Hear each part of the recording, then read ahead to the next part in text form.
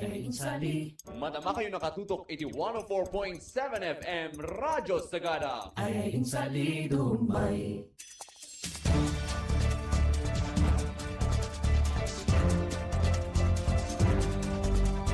Damdamag Radyo Sagada.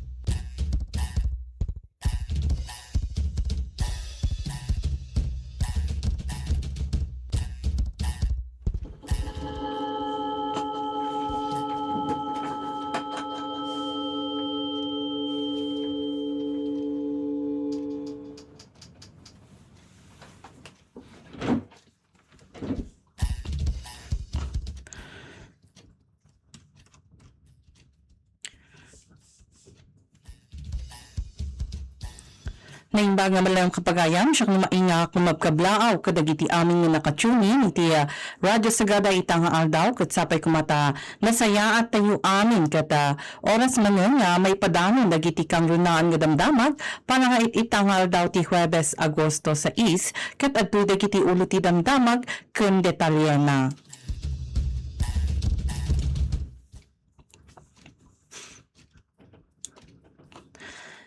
DTI iniswat dati baro nga processing facility ijay besaw tapno padurasan ti lokal nga negosyo.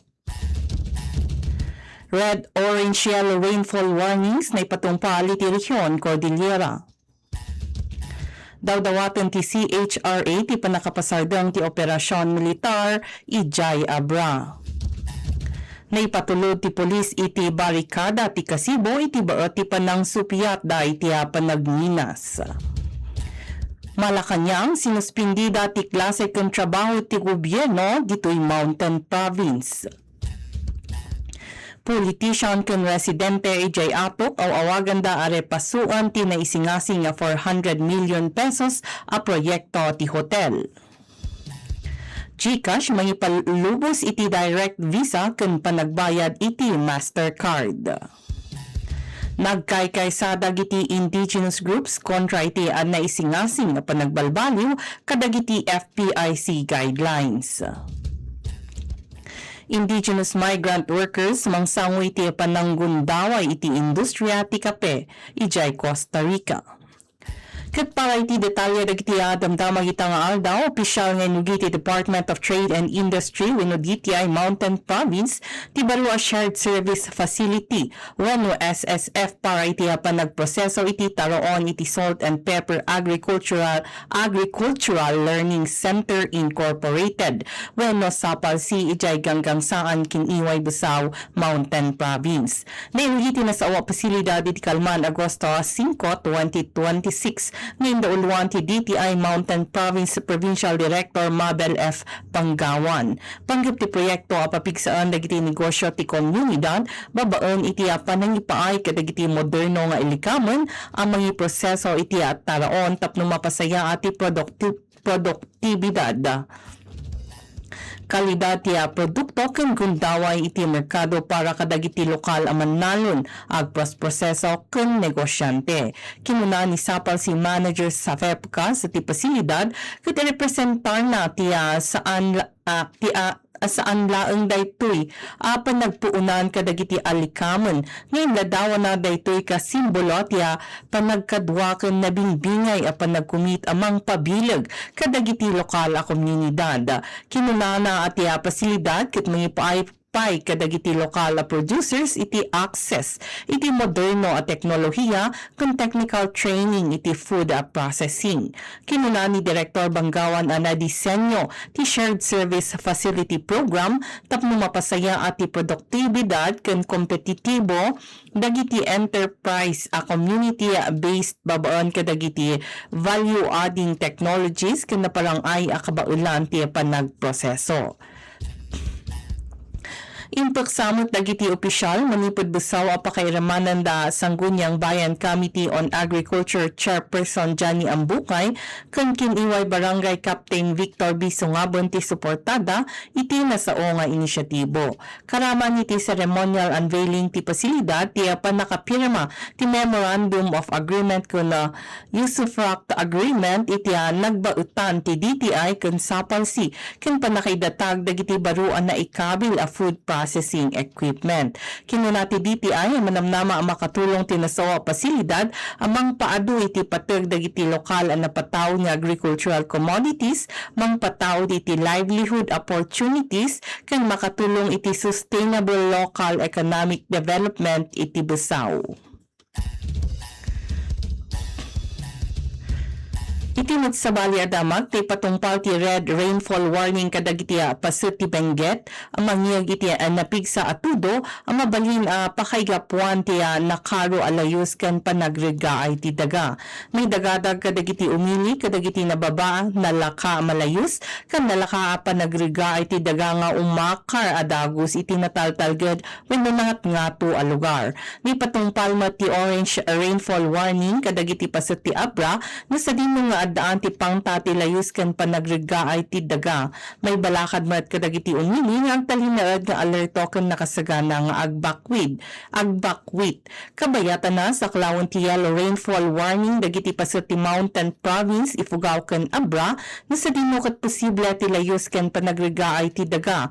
Nangruna kadagiti nalaka ang mga apektaran a lugar.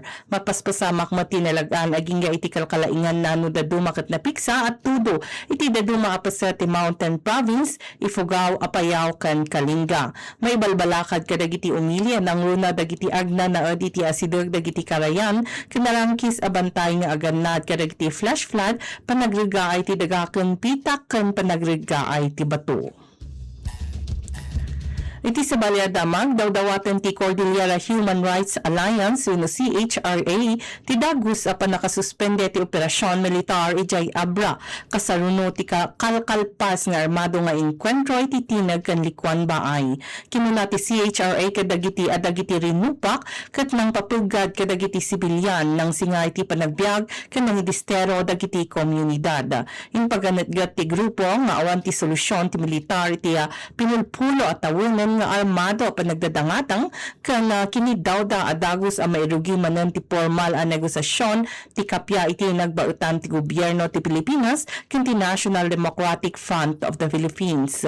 Nagadagpay ti Human Rights Group iti Armed Forces of the Philippines adagus nga sikasuan ken tumulong iti panakaalak ken panakaiter dagiti bangkay dagiti natay iti kalkalpas nga engkwentro adi nakamat dagiti karbungan ken dignidad dagiti natay ken dagiti pamilyada iti babaan ti international humanitarian law.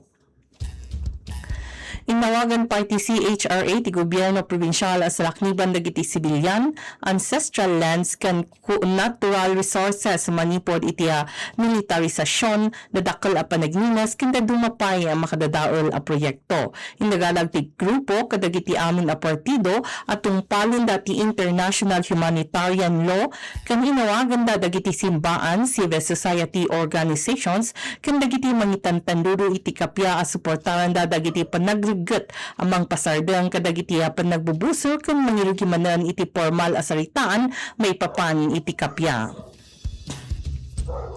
Katkasilpo iti daytoy adamag kinundina ti University of the Philippines Baguio University Student Council wenno UPB-USC ti Armed Forces of the Philippines gapu iti mapapati as anda ang mga palubusan ang mga subli ti bangkay dagiti natay ti enkwentro itay laang nabiit iti tinag kan Likwan Baay Abra. Dinilaw mutlaong ti konseho ti agtultuloy ang militarisasyon iti Abra kinunada daytoy ti nangipurong iti panakasuknan iti kalbungan ti tao ken nainaig iti dakkel a panagninas kan plano dati mangbangon ti 2,000 nga ektarya ang military complex iti probinsya. Kabayatan na nawagan ti UPB-USC ti panakaisubli dagiti bangkay, panakaikat dagiti tropa ti militar manipod kadagiti nasulinak nga komunidad kan ti panakairespeto ti kalbungan ti tao.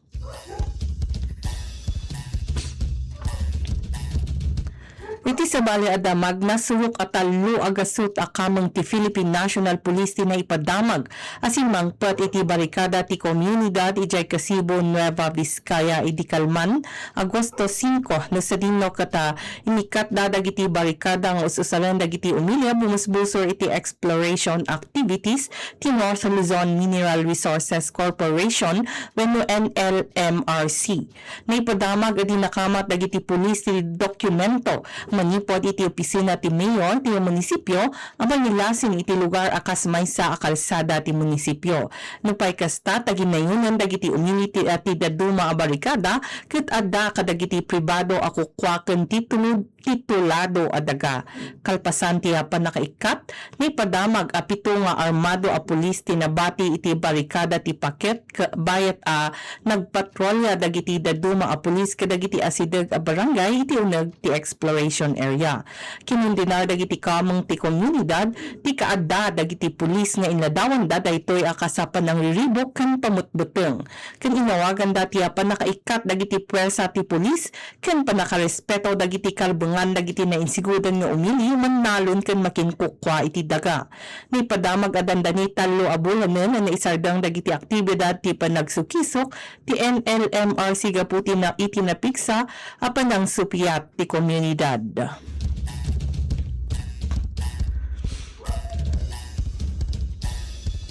Ti sa bali adamag sinuspindi ti Malacañang ti trabaho kadagiti opisina ken klase iti amin atukad ti pagadalan publiko ken pribado ditoy Mountain Province itanga aldaw Agosto 6 gapiti agtultuloy nga epekto ti tropical storm Maymay ang mabigbigbig iti international anagan kas kujira ken ti enhanced southwest monsoon wenno habagat.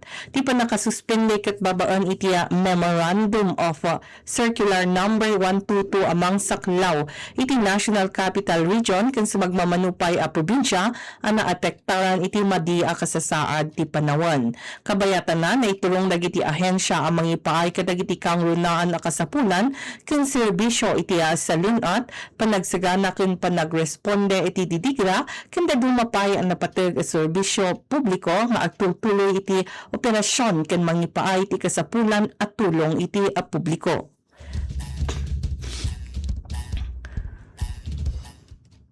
Ti may samat adamag may nga konsihal ken umili ti barangay Paway iti Atok Benguet ti mangsupsupyat iti naisingasing a 400 million pesos a proyekto a hotel a mangidetag iti pakasuknan iti posible nga epekto na kadagiti lokal a negosyo, rekurso ken aglawlaw. Plano ti proyekto ti Atok Development Corporation ti mangbangon iti 50 aging nga iti 70 a kwarto nga hotel nga addaon ti restaurant, spa, conference hall, serbisyo ti transportasyon ken souvenir shops. Indagadag ni Councilor Tomas kadagiti umili nga si Aanad Asuki Matunda dagiti napaut nga epekto ti panagduras a namakdaar nga mabalin nga apektara na dagiti babasit a negosyo kas iti homestay, eatery, tour guides ken dagiti lokal a driver. Inawagan dati panagduras ti turismo ang mangyayapang pangruna kadagiti lokal a negosyo ken mangisigurado a direkta a mapan dagiti benepisyo iti komunidad. Kabayatan na pinarigta ni Tomas dagiti umili nga magipasat kadagiti mapaspasamak a free prior and informed consent when FPIC consultations tapno ibkas dagiti apakasiknanda. May samanan adama nga sidugan a palubusan ti GCash dagiti agus usar ang mangisilpo iti Visa ken Mastercard debit wenno credit card da a direkta kadagiti GCash account da. Ti baro a feature manamnama a mairuar ti antiro a pagilyan iti uneg ti Agosto ket mangipalubos kadagiti agus usar amang bayad kadagiti ginatang da wenno saan nga umanay no zero ti balanse ti GCash wallet da saan kasapulan nga mapanpay laeng ag cash in. Mabalin nga isilpo dagiti agus usar ti aging iti talo a card. Sa dinong kat agpili iti default payment card kun iman ni Harvey no i-unlink dagiti card da babaan iti app. Kunati GCash dagiti addang ti seguridad agraman dagiti one-time password biometrics kan PIN ti telepono kat makatulong amang salaknid kadagiti transaksyon. Kunati kumpanya panggap ti baro a feature ti mangted kadagiti Pilipino iti ad-addaan nalaklakaken na talged awagas ti panagbayad iti digital. Iti sa balyada magmat, nagtitipon dagitipan nakabagi manipod iti sa nga pulo ken siyam nga indigenous tribes iti Antiro a Pilipinas, ijay Quezon City iti Calman Agosto 5, tapno kontraan dagiti baro a paganurutan ti National Commission on Indigenous Peoples wenno NCIP a kinunada a mabalin amang pakapoy iti free prior and informed consent wenno FPIC process. Babaon kadagiti cultural a pabuyakan traditional a seremonya inibkas dagiti grupo ti panagkumita amang salaknib kadagiti daga dagiti kapuunanda iti ecosystem kanti kaldungan dagiti katutubo. Kinuna dagiti advocates dagiti panagbalbaliw kadagiti pamayan ti FPIC kata mabalin ang mga pektar iti panakipasad dagiti komunidad dagiti katutubo kadagiti panagdungag a pakairamanan dagiti proyekto ang mabalin nga pektar na dagiti teritoryo da. Inpaganat gata anas kanti panang salaknib iti FPIC tapno mataginayon ti cultural atawid da traditional akamuan kanti dekada apan ang aywanda kadagiti ancestral domains.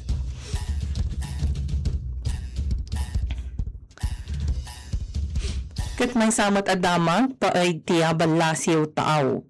Impablaak ti baro nga investigasyon ti Coffee Watch ti nasaknap a pananggundaway kadagiti katutubo a migrante at trabahador iti industriya ti kape ijay Costa Rica. Nadutalan ti investigasyon a rinibo a pamilya kadagiti katutubo nga ngabe bugle manipod Panama ti agtrab-trabaho kadagiti talon ti uma iti kape ijay Costa Rica nga daan iti permi anarigat a kasasaad. Aditi na ipadamag nga umawat iti nababaunay a sweldo. Ang trabaho aging nga iti 10 ken 2 nga oras ti inaldaw ken nagnanaed kadagiti siksikan wenno napunuunay a pagnaedan a limitado ti panakagunod iti nadalus a danum sanitasyon ken kuryente. Kinunati Coffee Watch nga adu at trabahador ti makagunod laeng iti agarupa sa nga pulo ken ennem maging nga iti 40 nga US dollar iti inaldaw iti laksiti nangat ngato as sweldo tapno umanay iti kasapulan. Nang pataod mo ti report kadagiti pakasaknan may papan iti panagtrabaho dagiti ubing. May padamag nga agtrabaho ti daduma nga ubing kadagiti umati kape bayat at ti daduma karaman dagiti babalasitang ti mabati iti atidog nga oras tapno aywanan dagiti ubing akakabsat gapu iti kinakasapulan nga agtrabaho dagiti parentes da.